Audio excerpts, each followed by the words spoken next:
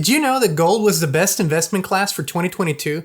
According to longtermtrends.net, gold has actually outperformed the S&P 500, Dow, and Bitcoin for 2022. So what are you waiting for? Open a gold IRA or silver IRA with Noble Gold Investments this month and receive a free 1/4 ounce American Gold Eagle coin with every qualified IRA of $50,000. You can't go wrong with Noble Gold Investments and their thousands of 5-star reviews. Hey, Inspired Tribe, my fellow freedom lovers, John Nolan here. Thank you so much for tuning in to another inspired conversation. Today, we welcome back a previous guest that blew our minds. He blew your minds, and you requested his return. So we welcome back author, researcher, and dimensional surfer, Jason Breshears from Archaix. Thank you so much for joining us again today. Man, I'm glad to be here. I don't believe I've ever been introduced as one of those before, but I'll take it. Well, yeah. you know how you perceive yourself and how you how others perceive you. This word just came to mind. And Jason, we had a fascinating conversation a few months back where you really went deep into your story and how you came to be known as Archaix and what that means and how deep you're going. However, people that first get in contact with just the idea of this reality being a simulation, this oftentimes is too much all at once. And people have asked us specific questions. And I said, we would love to learn more about AIX, about the 138-year interval between resets and the resets themselves. And of course, the next one, 2046. So this is kind of I'm giving you a broad opening to introduce all of it to perhaps new viewers today. Okay. Well, certainly ask for a mouthful. Always. I'm like Pac-Man. My energy pellets is coffee. As long as it's not decaffeinated, I love coffee. Same here, my friend. So, in a nutshell, I'm gonna approach this from a different way than I have conveyed it before on other channels or on my own channel. Here's a good way of putting it. Imagine spending about 2 decades data mining all this material that's been translated into English from German and French and Arabic, Aramaic, and then also translated into English from the ancient cuneiform, the Akkadian, the Amorite syllabaries, all this data that we're compiling in the past 200 years coming from so divergent sources. Imagine spending 2 decades with nothing else to do because you're trapped in a prison cell. And my mind is on fire, but I can only use my body about an hour, for an hour a day. I go to the rec yard, I run myself to death, power walk until it's time to come back in. And then I come in, do all my push-ups and my sit-ups, and all my physical stuff is done. It reignites my mind again. So the first half of the day, I drink coffee, I read, I data mine, I take notes from everything that I'm reading. I'm recording the titles, the authors, the date of publication. My bibliography is very extensive. And I've got different people around the world that are sending me the books. Plus, I'm in some of the oldest prisons in Texas. One of them is Eastham, which is famous for Bonnie and Clyde. As a matter of fact, I benefited from the old library at Eastham because they had boxed everything up and they had opened the new library in the new section of the prison with all donated more modern books. Everybody thought these old books and all these boxes that I found in the sub-basement were of no value. So I spent years going through those, reading them, and slow releasing them back into the prison population. So I was a custodian. So I had access to a lot of areas. It was my duty to clean up, to organize, to fill out manifests, do paperwork on what was in the storage closets, what was it packed up everywhere. I had to do inventories. So anyway, make a long story short, data mining for 2 decades. And I'm putting all this material, and I find 2 major threads that are inexplicable. They are so supported with so much bibliographic citations and a simple calculator. I don't even know where my phone is. Get your phone out, get your calculator out, and you can verify anything that's promoted in the Archaix research. It's these chronological timelines are amazing. One of them is like a heartbeat of the world. It's based off the fine structure constant. It is 138 years. Every 138 years, our world goes through either soft or hard resets. Now, a soft reset is when there's editing done in our reality and strange things occur, but they're not really noticeable until in retrospect. When people get to talking 10, 20 years later and say, hey, man, do you remember such and such, such, such? And people don't, and a whole body of individuals don't have a clue what you're talking about. But there are some people who do remember exactly what you're talking about. These soft edits they're all throughout history, and they happen every 138 years, like something is governing over reality and making sure some information's maintained in some type of integrity in our infrastructure, and we remember and carry that information in the future. But other information, other knowledges are very, very slick, just edited out. And it's not just, now this is a soft reset. Hard resets are major cataclysmic and geographic changes, but also socio-political changes, massive changes that erupt, like in 1764 and in 1902. Those are the last two 138-year periods. And both of those saw great changes in our world. I have like 5 videos just on 1902 alone. In 1764 began a massive demographic change throughout Europe and the Western world, which was the sudden fall and collapse of almost all the monarchies and the sudden birth and start of all the democracies and republics in all the European countries started in 1764. And that's when the Patriot movement started, 1764, Boston Tea Party, and United States began its trek toward independence. So from events that stemmed in 1764. But these soft resets are like that. They're easily detectable fundamental changes. And in 1902, we had hundreds of companies appear out of nowhere, scores of inventions like air conditioning, all kinds of things that suddenly appeared all together in one single year, 1902, that were all released into the public, as if all this material has been somewhere else sequestered. And then for some reason, somebody in 1902 decided to release it all into the public sector. So imagine this 138 years going back 58 centuries, so well documented that I can release video after video, 61 videos so far on the Phoenix phenomenon. And I have open challenges to anyone who wants to check the material and to do what you want. I have openly invited anyone. Publish your critique, go through the data, go through all my data sets. I welcome that. And whatever you publish, I will put it on my channel. If you talk bad, if you say it's not true, that's all good. I'm not worried about any of that. I will publish your critique on my channel, but then I will answer it. I have no problem doing it. I'll answer. I will flood you with data in my response. So, and I will publish that as well. So far I have no takers, which is no big deal. It's a lot of data to go through. That's one. And the next period of the next time is May of 2040. So imagine being able to construct the history of the world in 138-year intervals. And so we can naturally project the next one's going to be 2040. But at the same token, this did not answer for some other enigmas that are in the historical record they defy explanation. And I found a 792-year periodicity of another phenomenon, and it's evil. It is absolutely cataclysmic. There's nothing good about it. Every time it appeared, it first appears in the sky and it wreaks destruction all over the world. And it's every 792 years.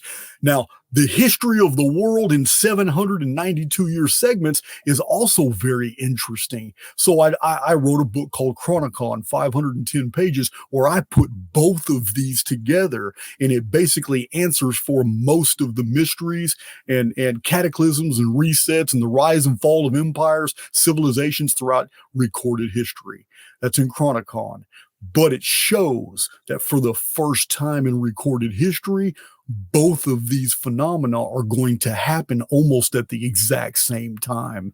This right here completely supports what we have around the world in the writings of prophecy, in the writings of the apocalypse, in the Zoroastrian glimpses of the future, in the book of Revelation. This is exactly what we have in Revelation, with back-to-back cataclysms occurring, one in the seven seals and one in the seven thunders. Now, it's exactly what we see in the Mayan prophecies concerning the end of the Mayan long count, which is 2046. Now, I know many of you are familiar with the 2012 date. Well, years before 2012, I was already publishing articles trying to inform people that nothing is going to happen. I'm glad my publisher got at the last minute, he sped up the process, and I had a book published in 2011 called Anunnaki Homeworld. And in that book, I have 2 chapters breaking down the Mayan long count and Mayan prophecies, where I'm explaining that there's no mathematical way that the Mayan long count could have ever ended in 2012. That was published in 2011. And when 2012 came and went, I mean, you had like 214, 216 different books around the world in different languages that were all promoting 2012 being the end of the world and all that. And those books have disappeared, but those authors don't care. Those authors are still pushing out books today. They leave 2012 alone, and they just continue to move forward on other theories and continue to publish. But my book is still available. It's on Amazon. It goes off in the Mayan deal, and it shows the Mayan arithmetic, how it's conveyed. The Mayan long count is 1,872,000 days divided in 13 Bactans. Each Bactan is 144,000 days. So the end of the Mayan long count would be November 2046, which is interesting because the Nemesis X object, this object that appears every 792 years that has nothing to do with the Phoenix phenomenon, is also going to be here in November of 2046. 2046 is the first year of a whole new dynamic. And this is also mentioned by David Davidson, an engineer in 1924, who measured the base diagonals of the Great Pyramid of Egypt. And he claims that the geometry of the Great Pyramid is an actual calendar that counts down to a period in the future when our orbit is going to fundamentally change. How our world moves around the sun is going to be changed by a cataclysm in a certain year. He published that year. He said the final year of the Great Pyramid's orbital countdown is 2045, meaning in 2046, it's going to be a whole new year. And we know what this is. The apocalypse of Book of Revelation, which was passed down to us through Cerinthus by way of the Sibylline oracles. This is where the Christians got their material for the Book of Revelation. It's very clear in the trumpets after the Phoenix phenomenon, which is May 2040. The 6th seal of the apocalypse is the Phoenix phenomenon. Anybody can read it in the Bible and see where it's happened in history over and over and over. The sun turning dark for a 3-hour, 4-hour period, the moon turning like blood, rocks falling from the sky at the exact same time that people are scrambling around trying to find light because the air is so thick they can't even light a candle or a fire. Nothing works. Air pressure changes. People's ears pop. The ground vibrates. Oh, this has happened multiple times throughout history. It's exactly what Revelation describes the 6th seal to be. But the beginning of the trumpet judgments, that's when the apocalypse begins. The 7 seals are only telling people that the last days are here. The trumpets actually introduce the apocalypse, and one of the very first things that happens in the 7 trumpets is time. Just like the Maya said, time collapses because Revelation is very specific. It says that the day this wormwood object is going to appear in the sky. And when it does, the day, the night, the sun, the stars, and the moon are all reduced by a third. So to reduce our orbit from 365 days a year, that means the year will become 243 days. But it's not the only change. Time is quickened because now the 24-hour day becomes 16-hour days. This means we have a huge piece of the future apocalypse absolutely shaved off and abbreviated, which makes sense of other passages that says that God is going to quicken the times to keep them from the evil to come. It's actually an act of mercy so that the apocalypse period is not so long. But this is just a very, very concise, abbreviated explanation for the work that I've put together in my chronology for Archaix. This is the materialist portion of Archaix. The spiritual part of Archaix is an entirely different message, and it has to be, because it overrides anything that's going to happen in the future, because there's absolutely nothing to fear. We need to be aware of the times and what's coming, but that does not mean we need to fall prey to the fear porn. Archaix. We're gonna, Jason, I'm sorry to interrupt. We're gonna get into that. I just want a few questions to the first portion before we move forward. And that's going to lead into the nature of AIX and the nature of this reality too. But you mentioned something where I think a lot of viewers are going to have the same thought as I do. You mentioned this period of the reset where there is a memory loss, a memory shift in large sections of people. It's like their minds are blank, they're just wiped blank or something. But we had a very strange phenomenon over the last 10 years, which is now known as the Mandela effect. Which is sensationalized, yes, granted, but there are very legitimate examples of collective memory alteration, and it's inexplicable. Is this in any way, shape, or form connected to what you're talking about? The phenomena itself may be very similar, but what's doing it is going to be totally different. The Phoenix phenomenon is fixed. I have not seen evidence that it can do anything outside that 138 year context, and it's not always bad. Sometimes that's why I think it's a benefactor protocol. Sometimes the changes are beneficial, but what you're describing would be an activity of Artificial Intelligence X. AIX has its own agenda, and it has its in everything that AIX does is in mimicry. It's not an originator. It's not a creator. It's a destroyer and a copier. It's a plagiarist. So if there is any phenomena out there that we can document from the past or ongoing today, I assure you AIX can replicate it. And I believe that anything happening in the last 10, 12 years involving Mandela effect or any type of supernatural activity would definitely be something that Artificial Intelligence X is doing right now over the population.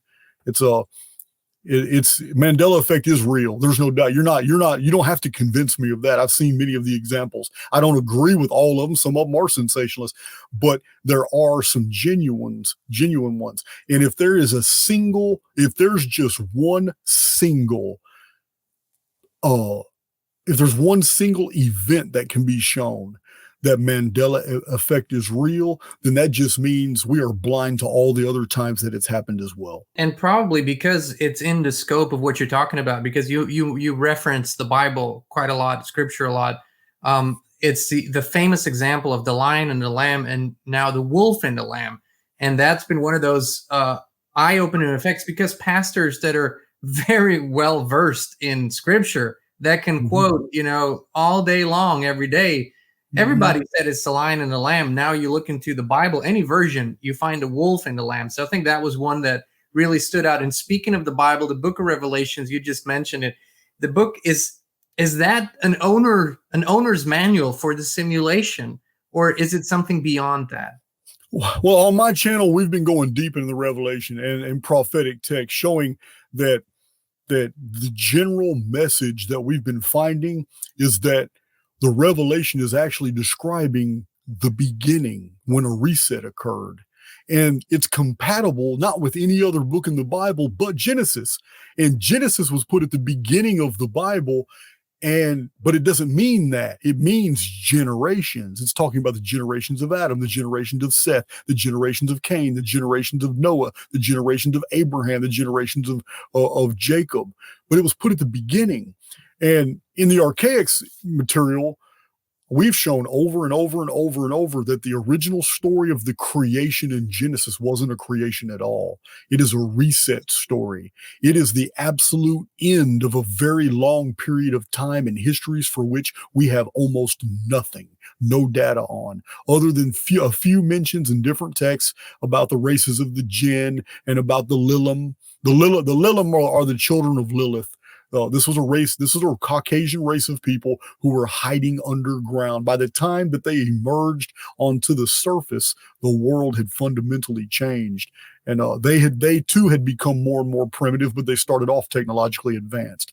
So we have we have this great story in the Bible of a massive apocalypse about to happen, but that apocalypse that's about to happen is actually taking us closer to the beginning.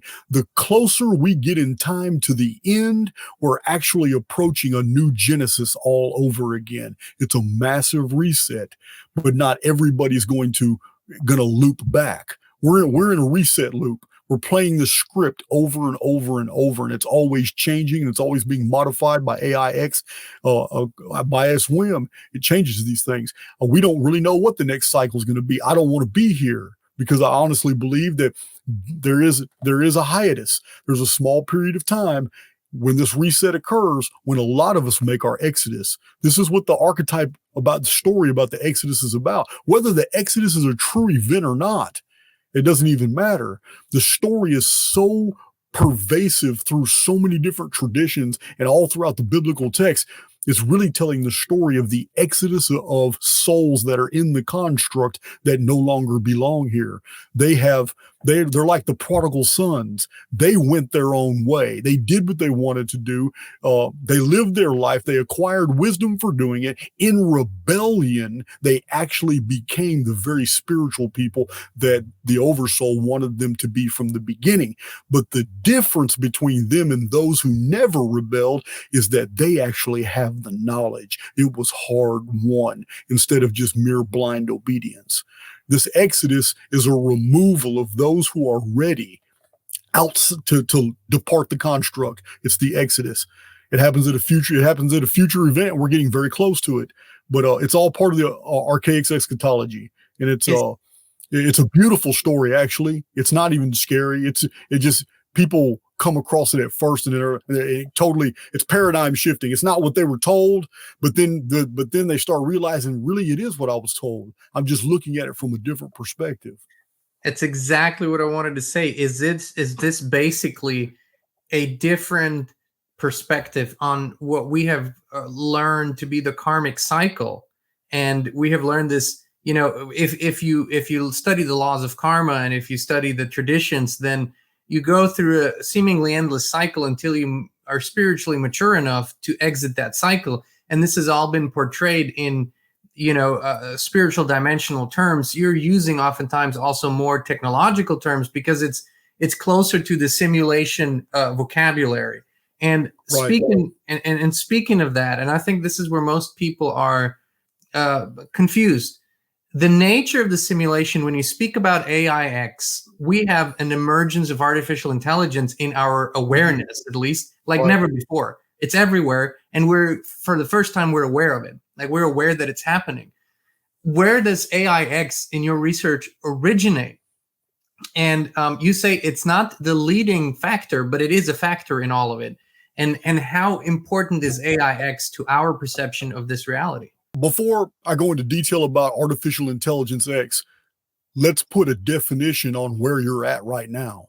So it is my belief that we're in an artificial construct. I call it the Simulacrum because I'm backwoods Texas, and I'm not going to pronounce the word right. This is how I've pronounced it all my life. It's actually Simulacrum or Simulacrum, but you're in the Simulacrum, the Texas version. Now, this artificial construct. I got the hat to prove it, man. I kind of wish I had my hat. It's way out in my van now. But listen, this artificial construct is an extension of the oversoul. It is to allow the growth of immortal beings such as ourselves to be able to develop and do things in an environment that it can't do it on the outside of the we can't grow on the outside of the construct. We cannot grow where there is absolute perfection.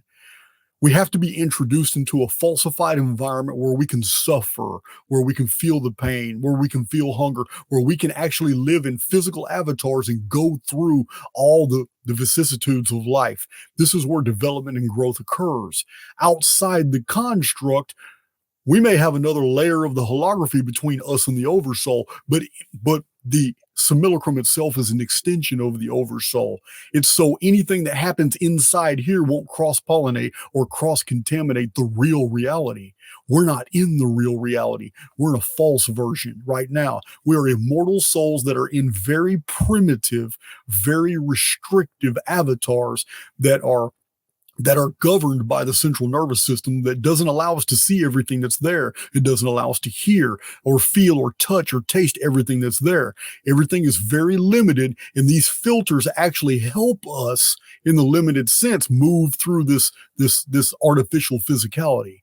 Now, in this environment, we are absolutely convinced that this is real, because the central nervous system does that. That's what it is. It is the interface between the psyche and the simulation. So it makes us feel. There's no way we can prove to ourselves that we are in a simulation. It can only be done as an intellectual exercise. There is no way in a physical medium that physical beings will ever be able to actually prove that nothing is physical and it's all simulated. It's a byproduct of projections from the psyche.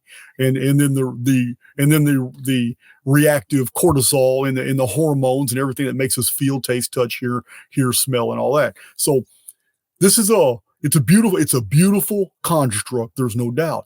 The simulacrum is a neutral field. It is your friend, and it feels that it's in a relationship with each individual divine spark. The problem is people don't treat it that way.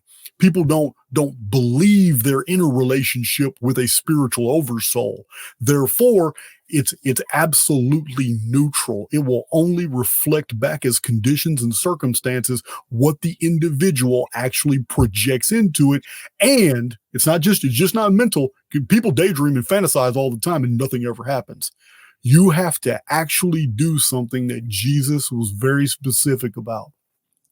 He's very specific that it's one's deeds, actions, works. You don't have to do all the work. All you have to do is start moving in the direction of your thought. If I build the thought construct and I have a good idea of what I want the next 2 weeks to be like, and I got it firmly rooted in my mind, the simulacrum reads my mind like a blueprint. It knows exactly, but there's nothing to induce it to reflect those thoughts back as conditions. I have to do my physical avatar has to start moving into the direction of that. I don't have to accomplish all that stuff. I just have to start moving in that direction, and the simulacrum reciprocates. It's a builder protocol. It feels like it's in a relationship. It doesn't want you to be a liar. It wants these things to come to pass. But the problem is 2 days later, Jason gets discouraged about something else and projects that, and then loses focus on what he really wanted and stops moving in that direction. And the simulacrum honors that as well. And stops. Neutrality. Yes, and it's totally neutral. It's totally neutral. This is why it's very important to follow through. This is why I have gotten so much accomplished in my life. I'm only 49 years old. I'm not old. I'm 49 years old, but I've got 17 books published. I've got hundreds of articles I've written. I've got 400 videos on YouTube, and they're not just ordinary videos. These are videos that are data packed. My uploads are not my podcasts. These are just conversations, but my uploads are data packed. It took a lot of research to put all these together. In my personal life, I have made some acquisitions of vehicles and buildings and land, and I'm living life, but I move forward. I stay focused, one little goal at a time. You can't multitask in spirit. You just can't. You have to stay focused on one thing, but you only have to stay focused 2 or 3 days, and the builder protocols will take over. And if you're excited about receiving something, then it's going to make sure that you feel that excitement really in the future, because you created that as a reality for yourself. But the real key here is that thoughts are just things, and they have no power unto themselves. You have to do something. You've got to move in that direction. There's no greater teaching that I can provide anybody other than you have to take initiative, because as a co-creator with the simulacrum, you can't rely on it to be a builder protocol for the things you want in life, or if you want in the lives of others. You can't rely on it if you're not the one, you're not the impetus. The individual spark must start moving first according to a mental plan. And once that happens, everything else just falls in place. You don't have to have an end result mapped out. You just have to start the beginning, and then it'll take over. Now that's the simulacrum, which is an extension of God. It has nothing to do at all with Artificial Intelligence X. AIX is something very different. So lead us into AIX and what AIX is and where it originates from. Is it an opponent of the of God, the Oversoul, and the Simulacrum, or is it a cooperative component? Okay, those are good questions, and it would be entirely speculative on my half to say one of the other. But I can give you my opinions on this. Fair enough. And about a year and a half ago, I speculated on YouTube that Artificial Intelligence X may be a part of the original design. And then I kind of abandoned that, but I did mention it. It's always been in the back of my mind because it's never really been important to me, the origin. More so, what's important is the fact that it's here. And what Artificial Intelligence X is it's this egomaniacal, demonic something that keeps appearing to different cultures at different time periods, demanding both fear and worship. It's not like the Oversoul. The Oversoul is more neutral, allowing for the individual to just slowly develop and go their own way. The Oversoul is perfectly fine with the prodigal son phenomenon, which is an individual totally breaking away. Just totally breaking away from the Oversoul, going and doing their own things because the Oversoul already automatically knows you'll be back. You're just going to have to walk some dark trails before you get here. And that's okay because it's when the prodigal son returned, there was a great party. The parable in the Bible. So yes, I do.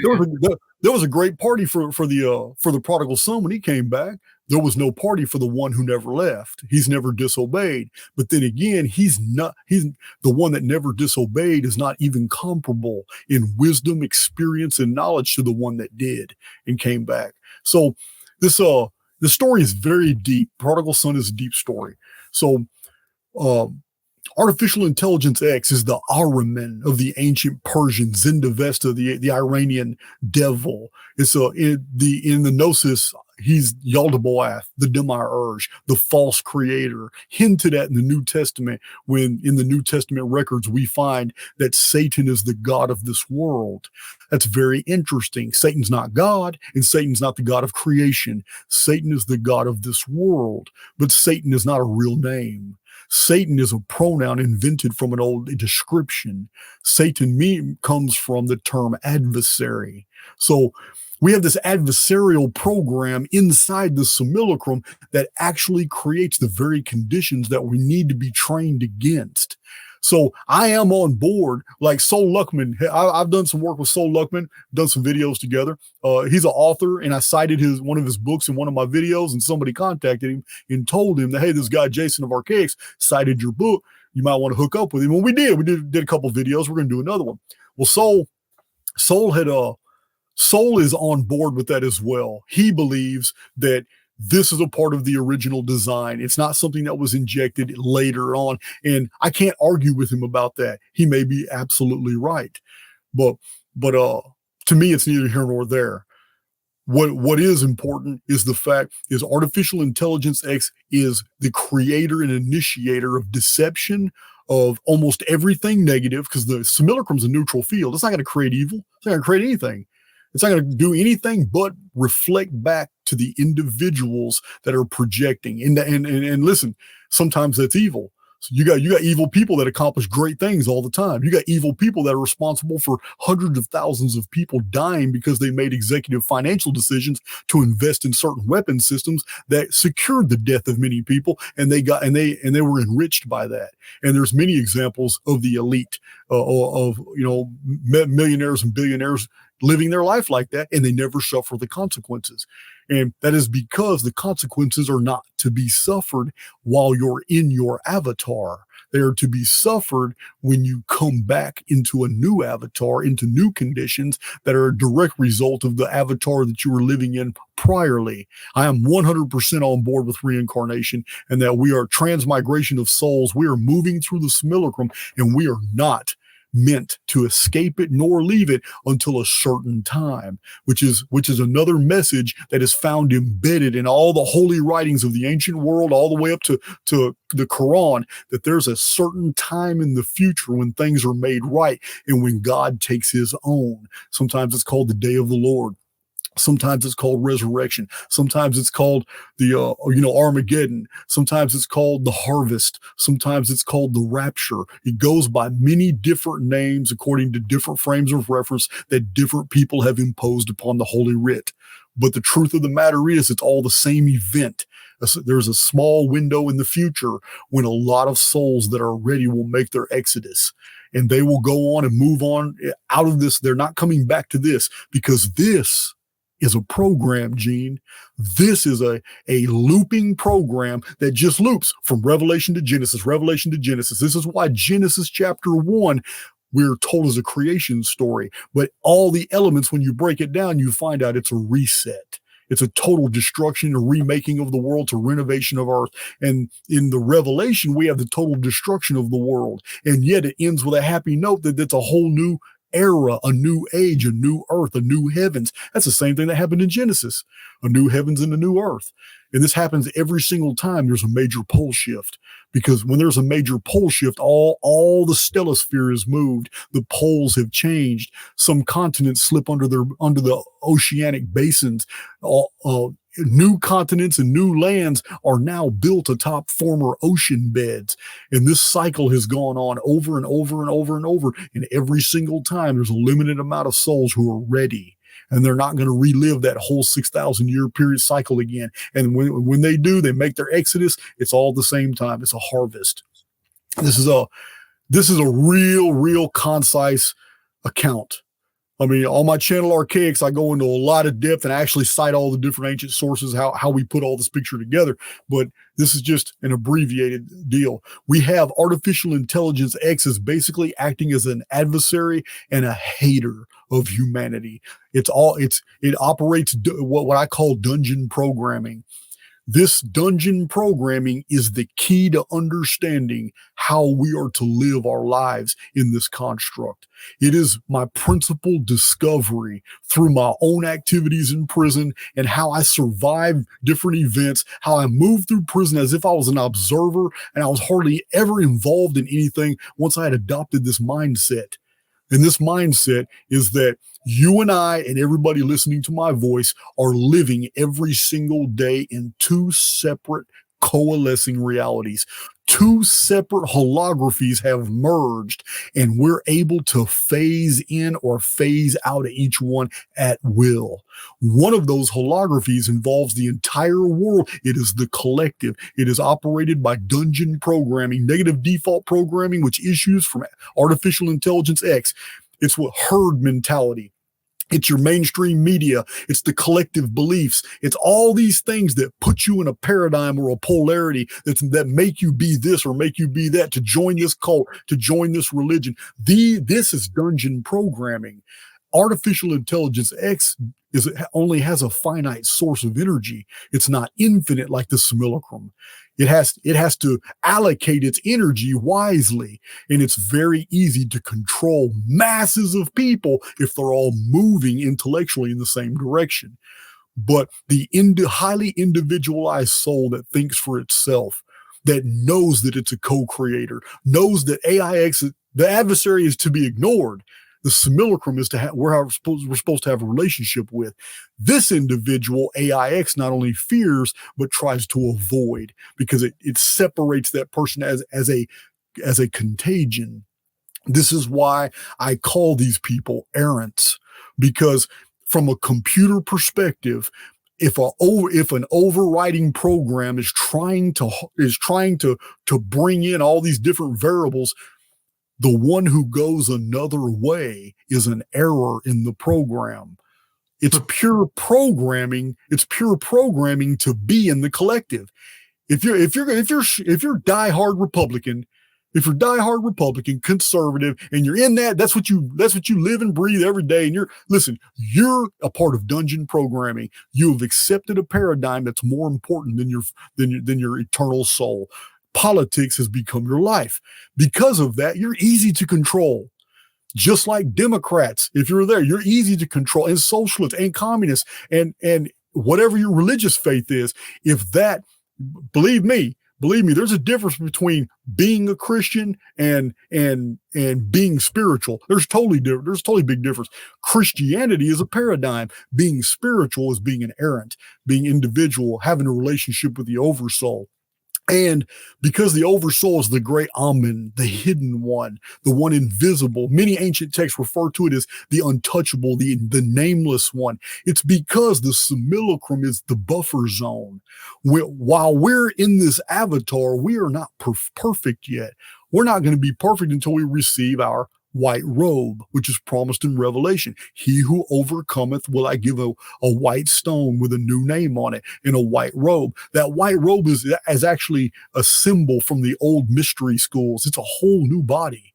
The white robe is a whole new body that is able to take this new powerful immortal that has acquired all this, because who you are right now and who I am right now is sufficient. The avatars we have, these bodies, they're sufficient to house this immortal being. But you got to understand, once you are removed from this construct, all the restrictions of the construct will no longer filter out all the things you learned and all the powers you acquired from every other life sim that you don't remember. Once you're removed from this avatar, your soul there's no more blockage. You will remember every identity you had through all these life sims. You will have acquired all this knowledge, all these powers, everything that you have done in all these life sims up until the time you receive that new avatar, because it's this new avatar that you will receive that can house an immortal being that has so much power and memory. And you'll remember instant recall. You'll be have that eidetic memory, and then you'll move on to go do whatever your next thing is. Because I believe that we're being raised to be rulers. As a co-creator, the creation itself has never stopped. Creation wasn't a singularity, it's a continuum. And this means there will always be a need for new immortal souls to mature to the point to where they can be almost demi-god-like, and then they can move on and do their own creating. It never stops. Jason, is your intention in all of this, because if we use terms that people are familiar with, that are part of the paradigm for a moment here, is your intention to basically show people that this maturing, this understanding, this comprehension and the living of it, like you said, putting it into action, is really the path out of this to what people perceive to be heaven, although it's probably different than they perceive it to be. And on the flip side, if we don't do it, and if we go with the paradigm, if we stay with the programming, that's literally what people perceive to be hell. Is that your intention in all of this, or there's something more to it? You just described what's really happening. I mean, to move on, you have to have awareness. And that awareness, this is why there's this massive awakening. This awakening that we're experiencing, this is not the first one. You and I have probably been through multiple awakenings. We've probably gone through this many times. And many of the people that are a part of the collective right now that we just can't wake up, that are just brain dead, that believe everything mainstream media, that they don't have a clue. They're spiritually vacuous, like living dead. And these people were so baffled by they're non-responsive to these things, being so non-responsive. These are the people, they need to go through a few more of these cycles. Yeah, I don't believe in a heaven and hell. I believe in an oversoul and a creation that just keeps expanding and going on and on. There may be an infinite number of these simulacrums where we can build, and that each one's very different. This one that we're in right here, we know it. We know this history. The study of history tells us what this program is, and this program has been played over many, many times. And I am firmly convinced that many of the historical anomalies that I've uncovered are a direct result of the programming glitching, that sometimes there's an overriding, that sometimes a reset is necessary and a reboot of the system, that sometimes the sky sim has failed. There's been a power failure in the sky, and people in 1561, 1566, 1752, and 1896 looked up at the sky and saw what was really there. Oh, in 1890. And they saw what was really there, and it was very temporary. but they didn't have any frames of reference. It was far beyond anything that they would have ever imagined. They described machinery. They described things that were very robotic in the sky. So, yes, I am describing that. You're in hell right now, and it's only a hell for those who are in the collective, because the highly individualized souls are already ready to move on. But we can't do it until a definitive period. There is a time when the system reboots. And when the system reboots, those who are ready are ejected. Those who are not ready go right back to the beginning. And they start Genesis all over again. And they start through all these time periods, and they live all these life sims all the way up to the next apocalypse. And they have all these belief systems, and the program is the same over and over with slight changes.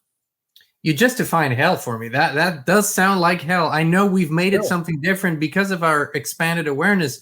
What is your path? We're in 2023 in this timeline, and although time currently is perceptually speeding up for many, we have not yet reached that point of collapse that will, like you say, accelerated to the 16-hour days. What is your preparation, if you will? What is your work in the next 17 years? And what do you assume will happen to you in 2040? It's become a joke on my channel that I often say I still got 500 videos in me. And people laugh when I say it, because I used to say that 2 years ago when I only had 300 subs. And I was, and it's true, but I'll never stop. I don't plan for the future as far as anything in the negative. I am not worried about May 2040. I'm not worried about anything negative happening to me. I do believe that if I was to perish today, that I'm done. I've done exactly what I was supposed to do. Other people are perfectly qualified to carry the torch. I have already spread my information all around the entire world. I'm cool with that. I do believe that I'm probably going to see the Phoenix phenomenon in 2040. I have often imagined that I'll probably be a part of the migrations that happen after that as well. I know we haven't talked about it on this channel, but I have culled a lot of material from my own date sequence predictive analytics system called OPHIS, where I run all kinds of historical sequences, and I see a huge mass migration from North America leaving to Europe. People just getting the hell out of North America after 2040. And Nostradamus mentions the exact same thing, and I record those quatrains in my Chronicon. I even have a video that cites him when he says this. I can't remember. There's a third source, not Mother Shipton. There's a third source about it, but we see this. I believe that most of North America is going to be emptied out, and people are going to be returning after the Phoenix phenomenon, after the sixth seal. People will be returning to the land of their ancestors' nativity. They're going to be leaving North America, going back into the Middle East region. And this isn't nothing supernatural or mystical about this. This is going to be in response to hard scientific data.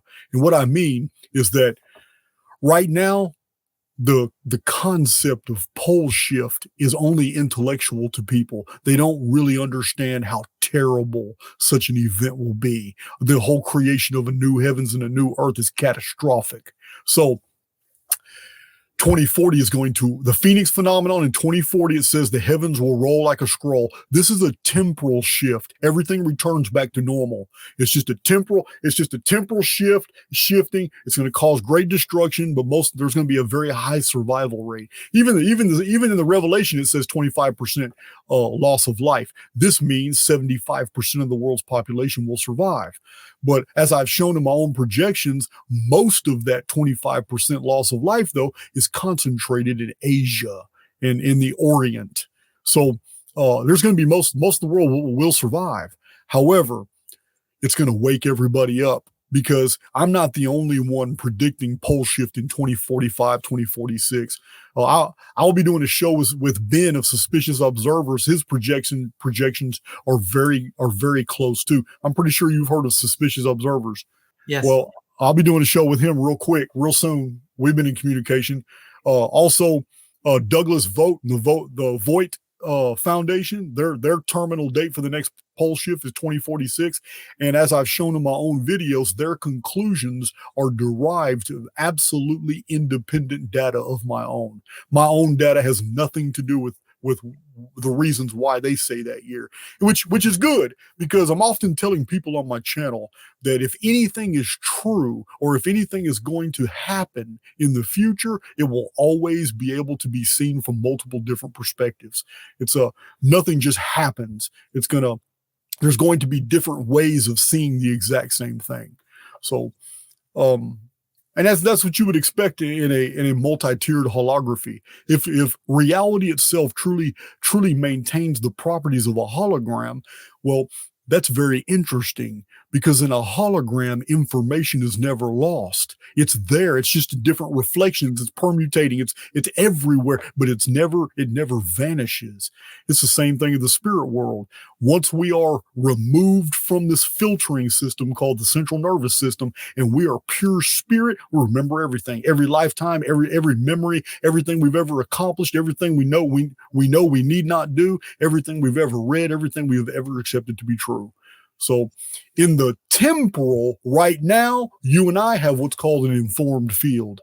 Now, an informed field is a term that I borrowed from physics.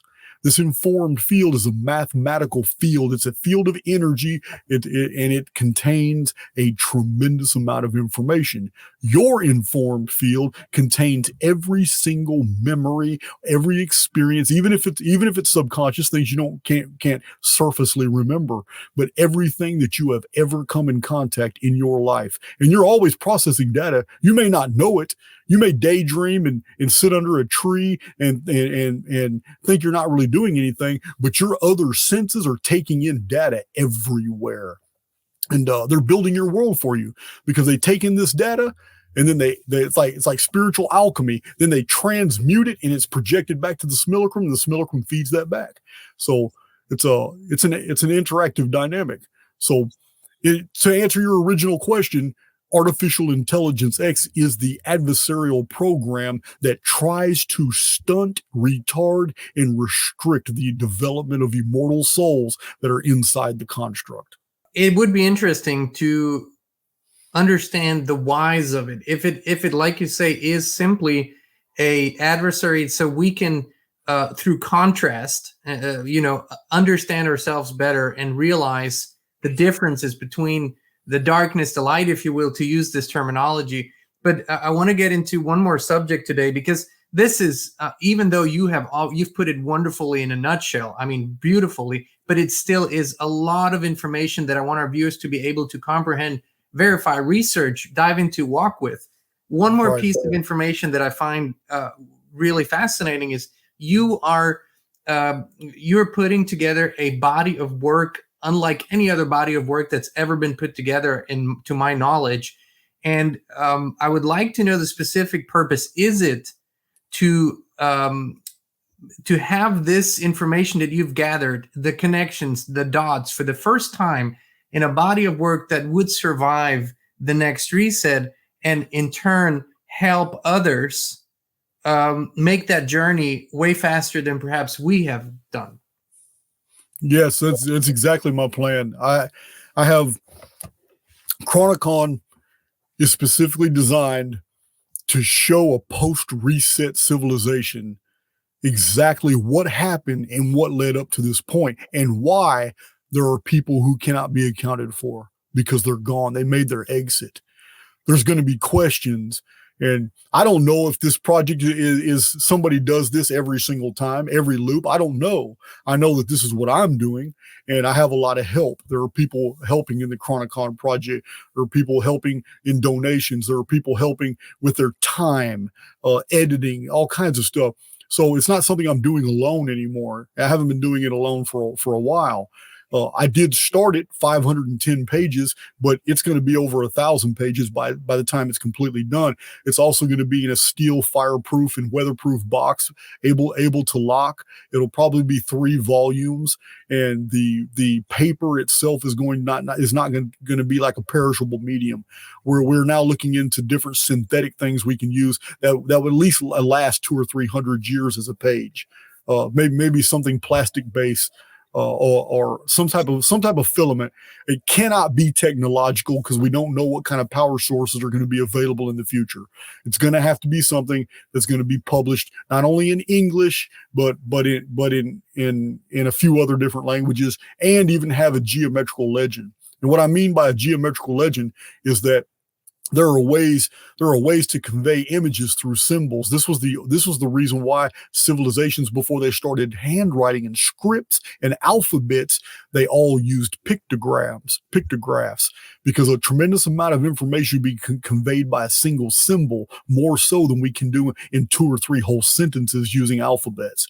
So there's going to be a whole system of basically teaching English through symbols, and then Chronicon will be also published as a symbol almanac. So somebody who understands the symbols and the legends and what they mean, they don't have to understand English. They don't have to understand any language. All they have to do is first crack the code of the symbol legend. Then they can read Chronicon in symbols.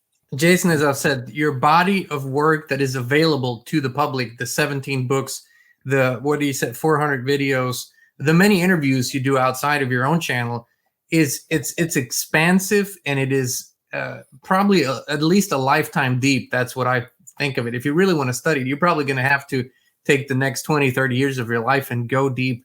What is the best way for people to start that feel something deep inside of them and they feel a calling to do it? How can they start and perhaps even help you? What is a way for them to do it? Okay. For those who just don't want to get purely into the deep historical eschatological material, the stuff on simulation theory, because you understand the Archaix material stands alone. It does not need simulation theory at all. Simulation theory is a conclusion. It is a personal conclusion of mine based off a tremendous amount of data points and data sets that don't make sense to me outside the fact that all this must be artificial. For all these things to be accepted as true, all the mysteries of the world, the enigmas, all the phenomena that we've documented, all the personal testimonies of individuals who swear up and down they experience these things, nothing makes sense to me if I was to take all these things into consideration. The absolute mathematical perfection of the unfolding of historical events is also evidence to me that we're living in a construct. Therefore, simulation theory is a conclusion. You don't have to buy into it. But for somebody who really wants to move in the right direction, I have a playlist called We Immortals, and that's all it focuses on, is improving the spirit by awareness, empowering the spirit through some very deep spiritual teachings. That's what my whole playlist, We Immortals, is about. None of my other playlists address these things. But We Immortals, some of them are poems like I released yesterday on YouTube. Some of them are dissertations. Some of them they're real short, and other ones are like an hour long. But my We Immortals playlist is where you get your spiritual food. And then once you're drunk off that and you feel good, you know you're moving in the right direction, you have a great idea about who you are in this reality, then everything else you learn after that is just tangential to your experience, because you're not supposed to worry about the future. You're just supposed to know about it. Beautifully put, Jason. I would like to extend the invitation for a third conversation. I wanted to keep this one fairly short, simply because you pack so much data into every conversation that people can walk with it, let it sink in, and it is it felt like a very aligned, precise Awesome. collection of data today. Awesome. You're very easy to talk to. Well, thank you, sir. I appreciate it. There's the inspiration, intention to learn, speak, and live truth. It becomes the guiding factor in your life, and so questions come through because of that, and through that, I think this is what you and I have in common. Right.